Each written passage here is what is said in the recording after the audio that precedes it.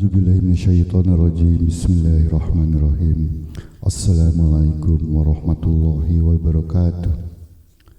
Innal hamdalillah nahmaduhu wa nasta'inuhu wa nastaghfiruh wa na'udzu billahi min shururi anfusina wa min sayyiati a'malina may yahdihillahu fala mudilla lahu wa may yudlil fala hadiyalah. Allahumma sholli ala sayyidina Muhammad wa ala alihi wa sahbihi ajma'in. Sahabat, dalam video ini saya ingin menyampaikan topik yang berjudul keajaiban istighfar. Silahkan ditonton sampai habis, semoga bermanfaat.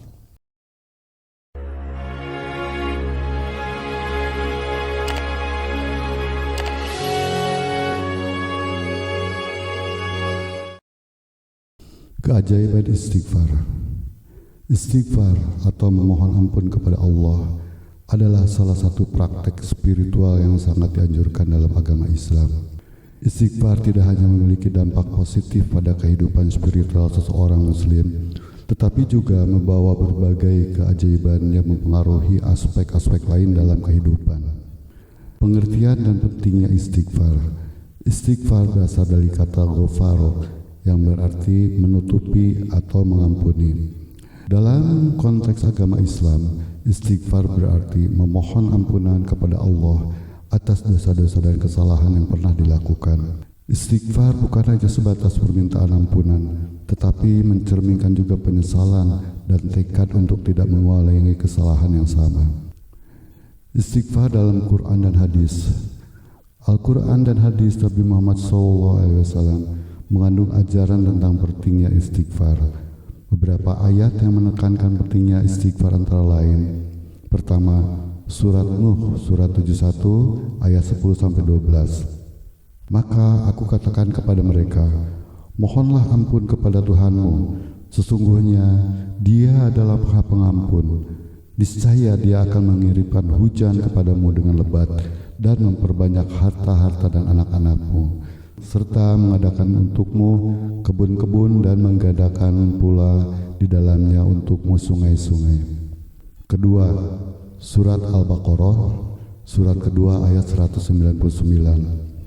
Kemudian bertolaklah kamu dari tempat bertolaknya orang banyak, yaitu Arafah, dan memohon ampun kepada Allah. Sesungguhnya Allah Maha Pengampun lagi Maha Penyayang.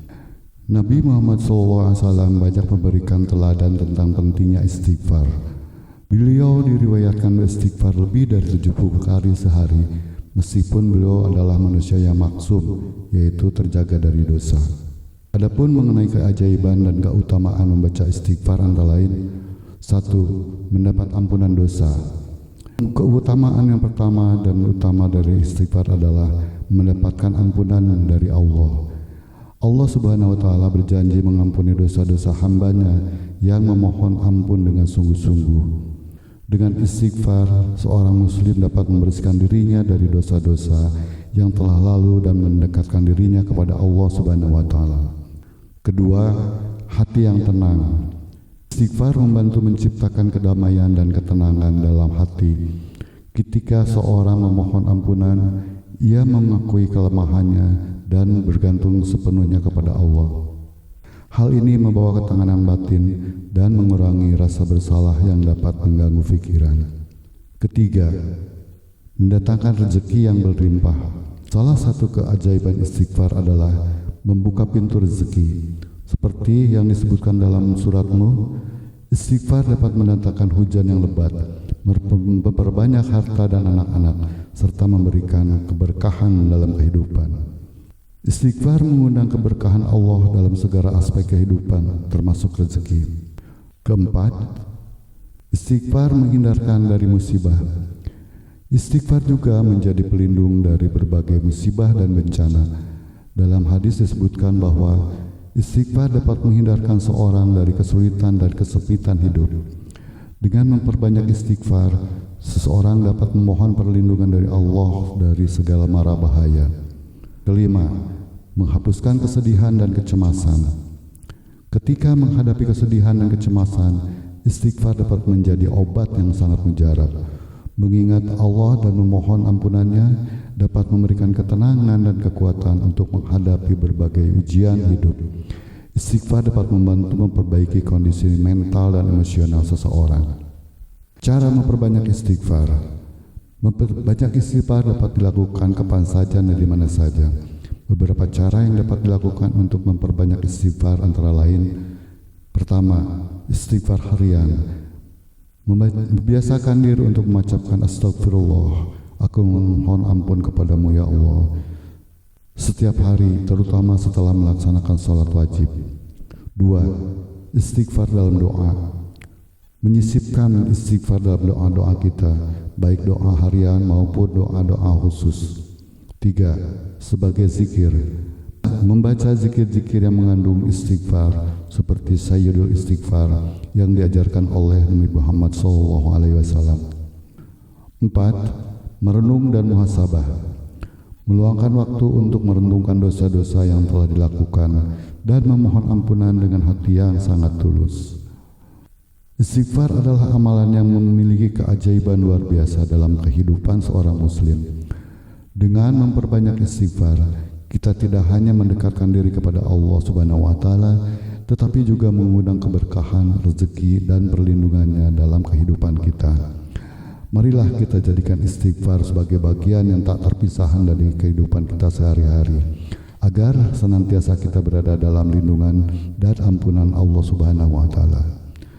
Berikut adalah cuplikan dari ceramah Ustadz Adi Hidayat mengenai ajaiban istighfar. Kalimat pertama yang disampaikan Nabi Nuh alaihissalam kepada kaumnya 950 tahun. Masya Allah. Lihat baik-baik. Baik terang-terangan, baik dengan sembunyi-sembunyi, pelan-pelan ataupun jahar. Apa kalimat pertamanya? Fakultu astaghfiru rabbakum. Aku katakan pada mereka istighfar kepada Rabbmu. Istighfar, istighfar. Ini. Nah, ketika Nabi Nuh mengatakan istighfar pada Rabbmu, istighfar pada Rabbmu. Apakah kalimat Qur'annya berhenti sampai sini? Tidak. Teruskan ayatnya. Innahu kana ghaffara. Rahasia istighfar yang pertama, satu, Allah akan turunkan minimal sifat ghaffar kepada hambanya. Nanti kita lihat. Apa itu ghaffar? Belum tentu. Belum tentu, tidak seperti yang Anda bayangkan. Allah punya sifat ghafir, tapi kenapa yang muncul ghafar di sini? Buka Quran misalnya surah Ghafir, Fusilat surah ke-40, ayat yang ketiga. Ghafiridz dzambi wa qabilit taubi. Allah mengampuni dosa seorang hamba. Ketika mengampuni dosa, kalimatnya menggunakan ghafir. Ghafirun, ghafiridz dzambi. Tapi kenapa Nabi Nuh menyebut dengan kalimat ghafar? Faqultu istaghfir rabbakum innahu kana ghaffar. Kenapa ghaffar bukan ghafir? Satu, nih. Dua, teruskan ayatnya, ayat 11. Yursilis samaa alaikum midrara. Dua, orang yang sering istighfar, istighfar, istighfar, istighfar, maka Allah akan turunkan keberkahan lewat curah hujan yang lebat. Curah hujan, hujan yang berkah. Masya Allah. Ada hujan membawa berkah, ada hujan membawa? Bukan. Bukan, hujan tidak pernah menginginkan banjir. Hujan itu hanya membawa air. Baik, yang bikin banjir itu Anda yang tidak bisa mengatur airnya. Itu persoalannya.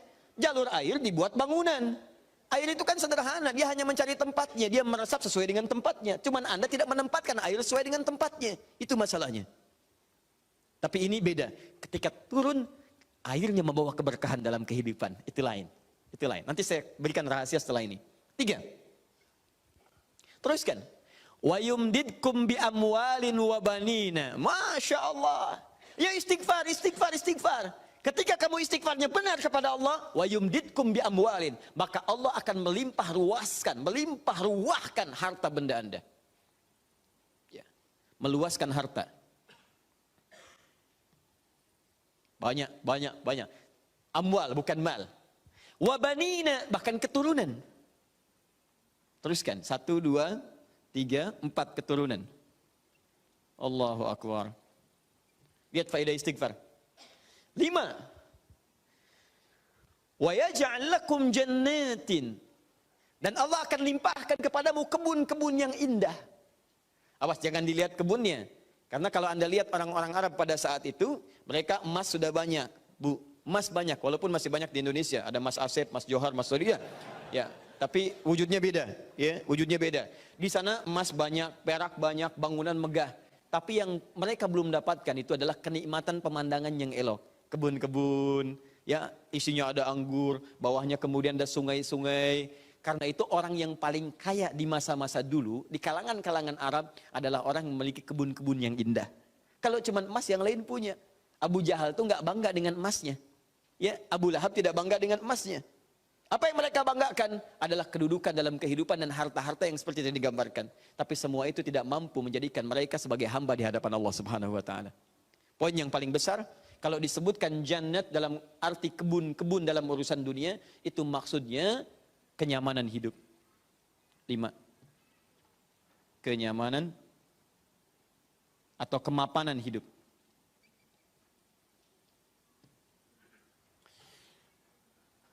Wa yaj'al lakum anhara, kenikmatan hidup. Masya Allah, sudah mapan, nikmat. Kaya, tenang. Wah, ini hebat banget nih hidupnya.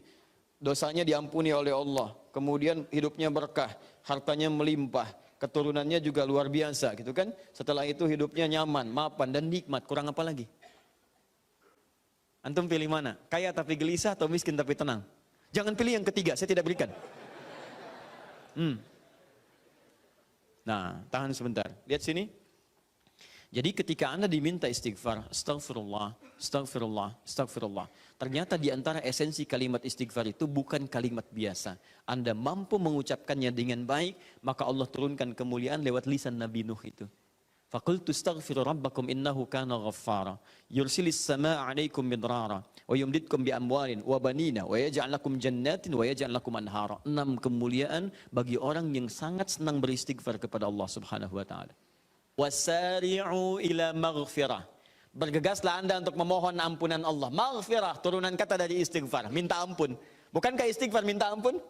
Ayo cepat, bergegas, rajin, cepat. Orang yang rajin istighfar, cepat istighfar. Lihat, wa jannatin arduhas samawati wal ard. Maka kami akan sediakan harapan baginya, menyediakan tempat kembalinya surga seluas langit dan bumi. Dan digolongkan ahli istighfar sebagai orang-orang yang takwa. Uiddat lil muttaqin, kami siapkan untuk orang takwa. Siapa orang takwa dimaksud? Awal ayatnya wasari'u ila maghfirah.